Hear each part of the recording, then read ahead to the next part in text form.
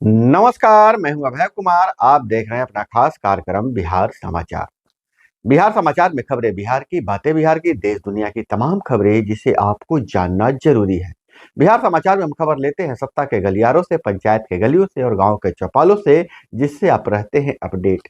तो बिहार समाचार में हम पहली खबर यह ले रहे हैं कि सरकारी शिक्षकों को यानी कि गवर्नमेंट टीचर को पदोन्नति का लाभ मिलेगा, जिसे लेकर शिक्षक नियमावली 2024 को लागू कर दिया गया है।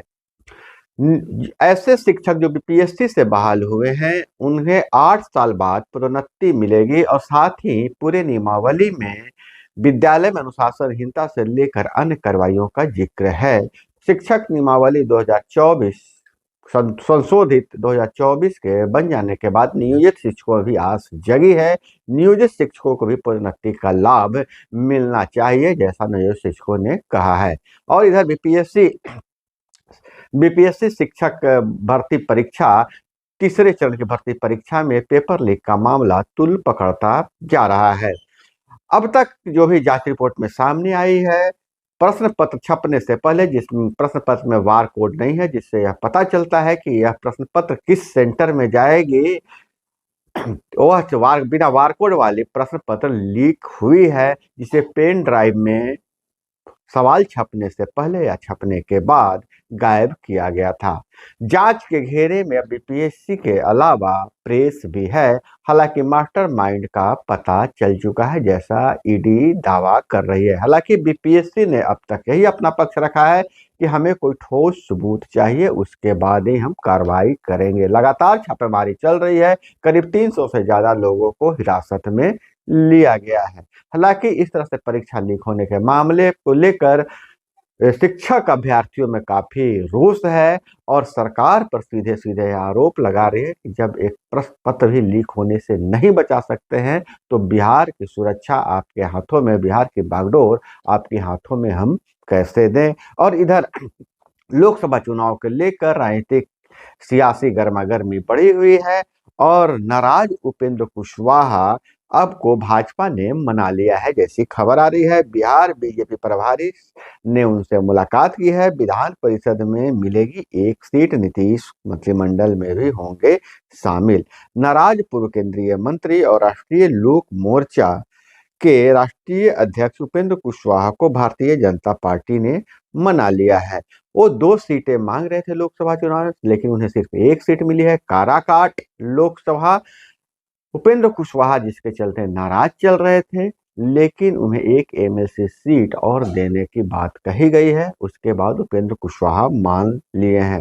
हालांकि अभी सहनी को लेकर कोई फैसला नहीं हुआ है। सहनी अपना निर्णय 48 घंटे के अंदर लेने के लिए बोले थे। और वहीं पशुपति पारस ने एनडीए से नाता तोड़ दिया है। जो सूत्रों की माने तो राजद से वह चुनाव लड़ सकते हैं। और वहीं राजनीतिक सियासी जो चक्रव्यूह में अब आरजेडी और जदयू एक दूसरे को फंसाने का प्रयास कर रही है।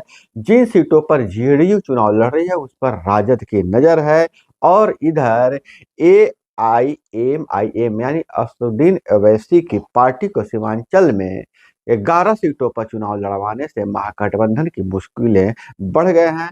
और बंटवारे में जो सीट शेयरिंग हुआ है उससे लेकर जहां जदयू को सीटें मिली है, आरजेडी वहां उम्मीदवार देने का मन बना रहा है। एनडीए ने लोकसभा चुनाव को लेकर सीट शेयरिंग के साथ ही कौन सी पार्टी कहां चलेगी इसका ऐलान कर दिया है। अब महागठबंधन जल्द से जल्द अपनी सीट शेयरिंग घोषित करेगा। हालांकि पिछले लोकसभा चुनाव में आरजेडी क्लीन बोल्ड हो गई थी, सिर्फ एक सीट ही बचा पाई थी। और इधर पशुपति पारस का मोदी के इस्तीफा हो गया है। पशुपति पारस ने मोदी कैबिनेट से भी इस्तीफा दे दिया है और उन्होंने कहा है कि हाँ उनके साथ नाइंसाफी हुई है। बिहार में एनडीए सीट शेयरिंग में दरकिनार हुए हैं। भतीजे चिराग पासवान को 5 सीटें दी गई है। वही अगर चिराग पासवान की बात करें, लोजपा रामविलास के राष्ट्रीय अध्यक्ष चिराग पासवान को जो सीट मिली है वो सीट का फायदा हुआ है 23 लाख वोटों का वोट बैंक का। चिराग पासवान के पास अपने पिता रामविलास पासवान की विरासत है। राजनीतिक विरासत को चिराग पासवान संभाले हुए हैं और अपने वोटरों के बीच में नेता चिराग पासवान ही हैं और जिसके कारण उनके पास 23 लाख वोटों का वोट बैंक है, जिसके कारण भाजपा ने उसे तरजीह दिया और 5 सीटें दी है। और इधर खबर की बात करें तो अजीबोगरीब खबर भी आ रही है, लेकिन उससे पहले हम कुछ राष्ट्रीय खबरों पर नजर डालें तो 21 मार्च तक बॉन्ड के नंबर भी बताएं। एसबीआई हलफनामा दे कि कुछ भी नहीं छुपाया है, सुप्रीम कोर्ट ने टिप्पणी की है। बॉन्ड खरीदने और भुनाने वालों से जुड़ी पूरी जानकारी मांगी गई है। सीजीआई के वकील ने कहा, ऊंची आवाज में मत बोलिए, आप कोर्ट में हैं।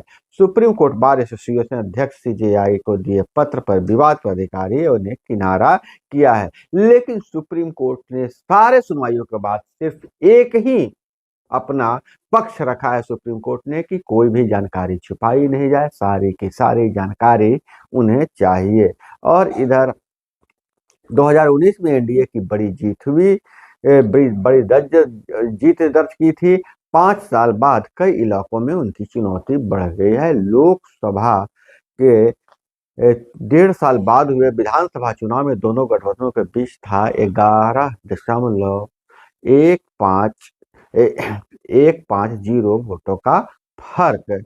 तो अब जब दोनों वोटों को जोड़ दिया जाता है तो समीकरण बदल जाता है। दोनों का मतलब है जदयू और भाजपा के वोटों को। वहीं अंक प्रदेश में भाजपा हुई बेटिकट, सीमांचल में भी सिर्फ एक सीट अररिया ही मिल सकी है।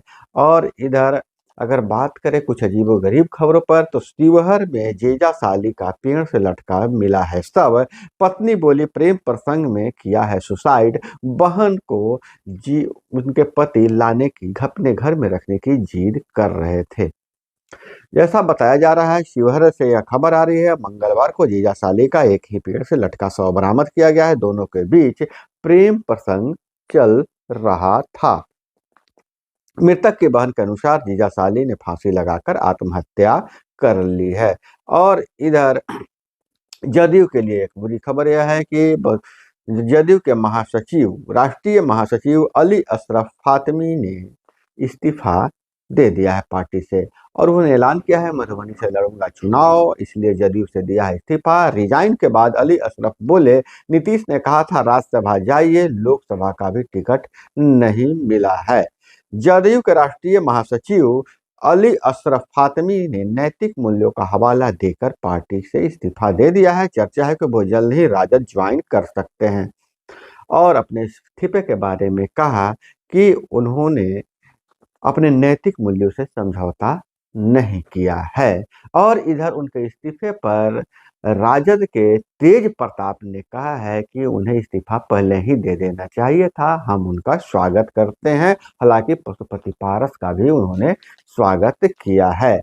और विदेश की खबरों पर बात करें तो पाकिस्तान और अफगानिस्तान के 80,000 फौजी आमने सामने हैं, जंग के हालात है। पाक की अफगान इलाकों में एयर स्ट्राइक में 8 की मौत हुआ है, जहां पाकिस्तान कहता है हमने आतंकी मारे हैं, तो वहीं अफगानिस्तान ने कहा है कि आम शहरी मारे गए हैं। इसलिए अफगानिस्तान का तालिबान पाकिस्तान को सबक सिखाने की बात कर रहा है। तो दोस्तों, यह थी वो तमाम खबरें जिसे आपको जानना जरूरी था। इसी तरह से खबरों के लिए जुड़े रहिए हमारे साथ। चैनल पर नए हैं तो चैनल को सब्सक्राइब कर लीजिए। वीडियो पसंद आए तो लाइक जरूर कीजिएगा। मिलते हैं अगले वीडियो में। जय हिंद, वंदे मातरम।